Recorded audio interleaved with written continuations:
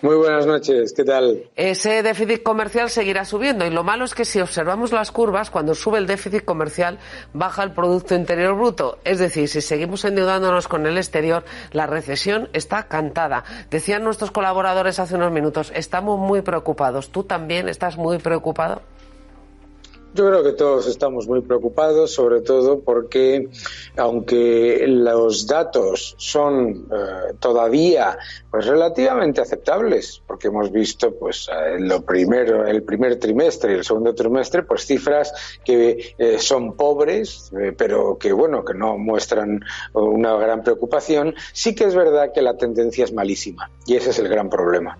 El gran problema, además, porque dejamos atrás el mayor estímulo fiscal y monetario de nuestra historia reciente. La economía española ha consumido el gobierno pues más de 200.000 millones de apoyo fiscal y monetario por parte de la Unión Europea y del Banco Central Europeo y claro, nos enfrentamos a un invierno muy complejo y lo que históricamente ha mantenido relativamente estable la economía, pues se queda atrás. La recuperación del turismo, el estímulo fiscal y el estímulo monetario.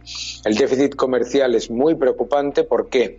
Porque además la tendencia tanto en importaciones como en exportaciones lo que muestra es un debilitamiento muy importante de la economía española y además, lo acabas de decir tú, el consumo de importaciones mucho mayor al aumento de las exportaciones, lo que hace también es debilitar el euro y por lo tanto es más inflacionario.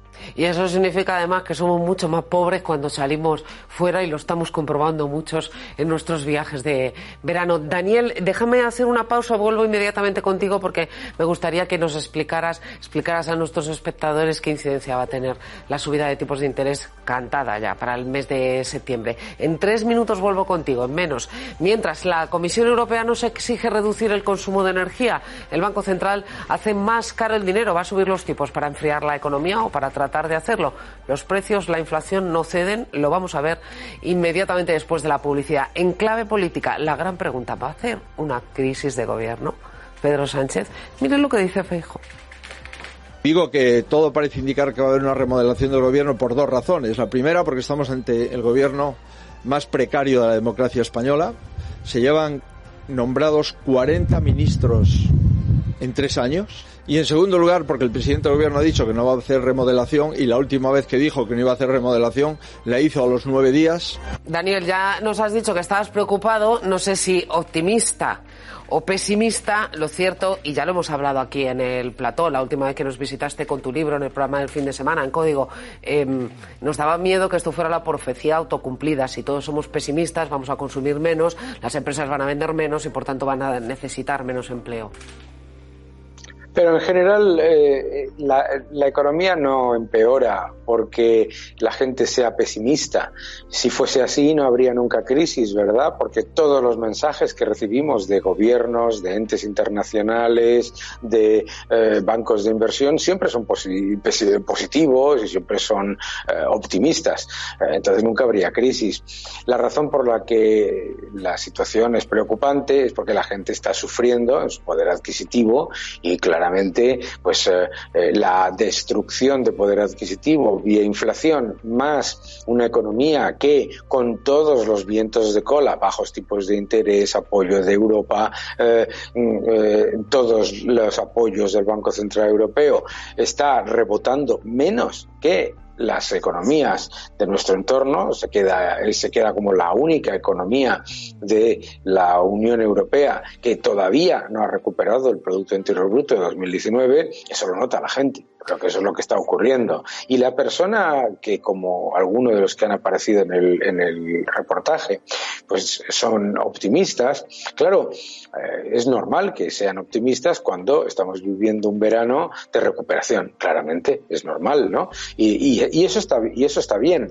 Pero lo que no podemos evitar es una realidad, que es que, aunque la inflación se modere un poco, va a ser elevadísima, que aunque aunque la economía no entre en recesión técnica, la industria ya está en contracción y los elementos que muestran pues la tendencia tanto en consumo como en inversión están empeorando, y yo creo que simplemente pues es ser realistas. Muchas veces nos dicen que es que claro, si somos pesimistas, no, en Alemania, en Italia, en Inglaterra, en Holanda, ahora mismo no se están dando mensajes voluntaristas, se está diciendo vamos a prepararnos para lo peor, y si no ocurre lo peor, que es lo que todos esperamos, estaremos mejor. La mejor manera de prepararse para no sufrir una crisis es no caer en el exceso de optimismo. Recordemos que la razón por la que España cayó tan fuerte en la crisis del 2008, entre otras cosas, fue por esos mensajes completamente ridículos de que éramos la Champions League, de que todo lo que pasaba con la economía no era un problema nuestro, de que nosotros estábamos fenomenal. Sí, los datos te avalan ese discurso, obviamente. Hoy tenemos el dato de inflación en la zona euro, 8,9%, el diferencial con España, pues 2 puntos, 10,8%. Nuestros sueldos han menguado, nos sentimos más pobres porque somos más pobres, tenemos menos poder de compra y encima el dinero va a ser más caro. El Banco Central Europeo ya ha advertido, Daniel, que los tipos de interés van a subir 50 puntos básicos. Es verdad que para el nivel de inflación que tenemos, que los tipos de interés suban 50 puntos básicos casi que es una minucia, pero eso va a encarecer las hipotecas, va a encarecer el crédito y va a haber menos crédito en el mercado, menos crédito también para invertir.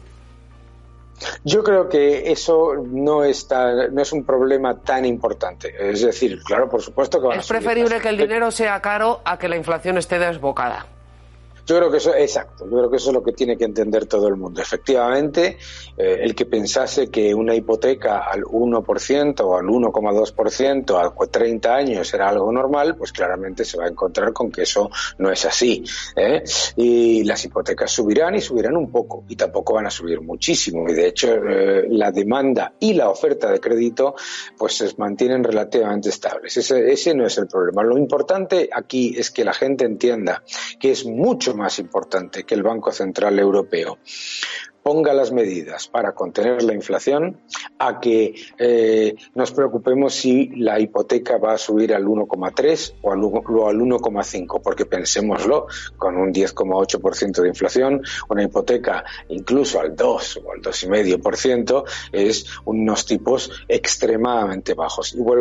O sea que es clave ahora mismo que el Banco Central Europeo se tome en serio su mandato. Su mandato es la estabilidad de precios. Su mandato no es que las empresas o las familias se endeuden muy barato, y además no queremos que eso ocurra de manera exagerada, porque ya nos hemos enfrentado a una crisis muy fuerte por exceso de endeudamiento, ¿verdad? Entonces yo creo que como esa no es la situación actual, no hay un nivel de endeudamiento ni siquiera comparable al del año 2008 y aunque efectivamente vayan a subir algunos tipos de las hipotecas, no van a subir de manera preocupante. Sí es clave que el Banco Central Europeo tome las medidas para contener la inflación, porque veámoslo de la otra manera. Si mi hipoteca sube 0,3%, me afecta a mí un poco, pero si la inflación sube al 11%, le afecta mucho a todos, en particular y mucho más a los que no tienen acceso a una hipoteca, que son las personas más pobres. Efectivamente, ahora, tal y como está el precio del dinero, sale rentable hasta endeudarse. Los precios están subiendo al 10%, mientras el precio del dinero sube solo un 2% o está solo en el 2% el tipo oficial. El incentivo para seguir endeudándose está ahí. El impacto en la economía real de este enfriamiento acelerado, pues ya lo estamos viendo. Este último dato que tenemos es el del desempleo. La Seguridad Social avanza la destrucción este mes, solo en agosto, de casi 190.000 puestos de trabajo. Se va a deteriorar el mercado laboral, se está deteriorando ya, Daniel. En julio vimos una caída del empleo y un aumento del paro, y por los datos que hemos visto de la Seguridad Social son muy duros. Son muy duros porque además nos enfrentamos a un otoño complicado con la mayor tasa de paro de toda la Unión Europea. Los datos de junio de Eurostat muestran que España tiene la tasa de paro más alta de toda la Unión Europea, con mucha diferencia con respecto a la media, y que, claro, en julio, que es un mes tradicionalmente buenísimo para el empleo, se haya destruido empleo, como tú acabas de comentar, y se haya aumentado el paro, y que en agosto nos vayamos a encontrar con una destrucción de empleo de unos 187.000 empleos, que además, ojo, esto tenemos que tenerlo en cuenta, eso incluye la nueva clasificación del empleo por la cual los fijos discontinuos no aparecen como parados.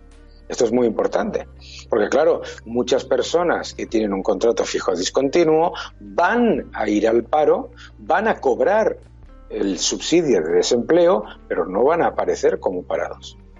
Y una de las expectativas de negocio, para volver al principio de nuestra entrevista, que es el precio del gas, era la construcción de un gasoducto de España a Alemania.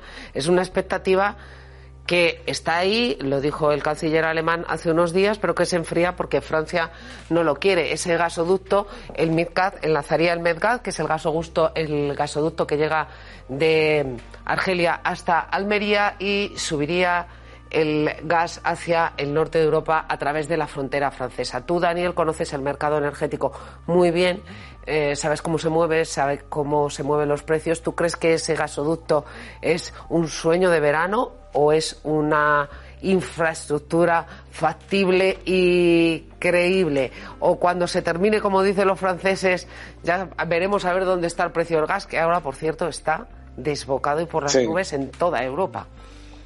Bueno, yo creo que primero el gasoducto es factible, pero desde luego lo que no es factible ni en el plazo que ha dicho el gobierno, que ha dicho algo que, si no me equivoco, 8 meses. Sí.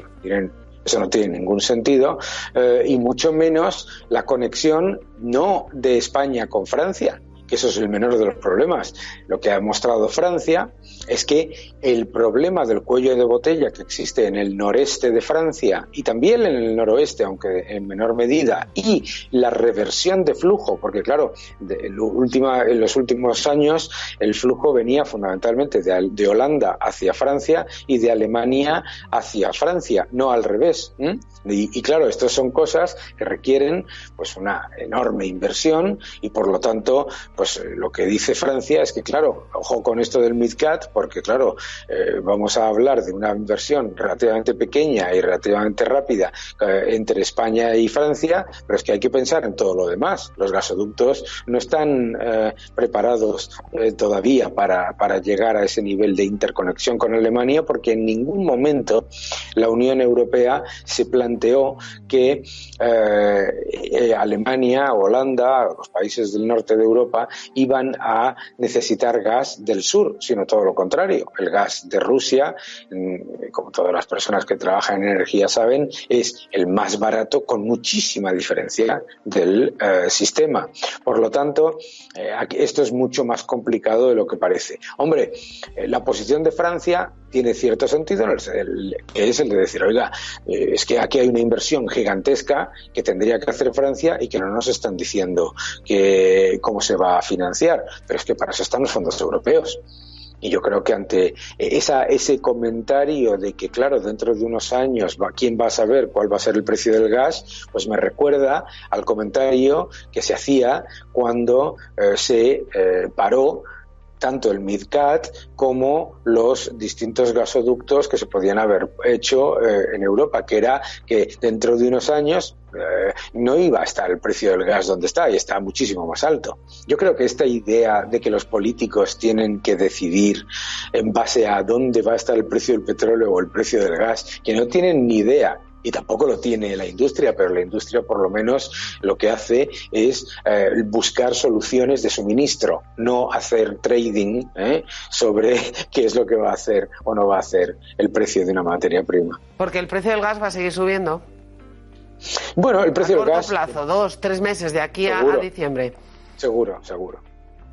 seguro por una sencilla razón. El precio del gas en Europa ha estado relativamente contenido gracias a la llegada de barcos desde Estados Unidos. Es el principal suministrador de gas natural licuado a la Unión Europea, y eso ha permitido reducir significativamente el precio con respecto a lo que podría haber sido en circunstancias en las que Estados Unidos no entrase, porque se juntaría un problema de seguridad de suministro. Estados Unidos lo que ha hecho ha sido fundamentalmente, ahí estáis mostrando creo que una planta de Estados Unidos, lo que claramente ha hecho ha sido evitar un problema de suministro, pero no un problema de precio. Y ahora, claro, llega el invierno.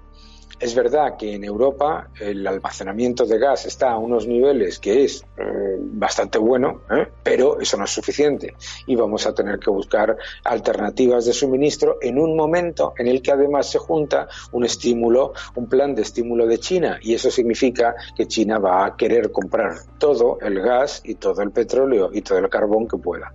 Pues menudo invierno nos espera. Es para estar preocupados, desde luego. Daniel, me alegro de hablar contigo. Muchísimas gracias. Muchísimas gracias a vosotros. Un fuerte abrazo, Ana. Buenas noches. Un abrazo.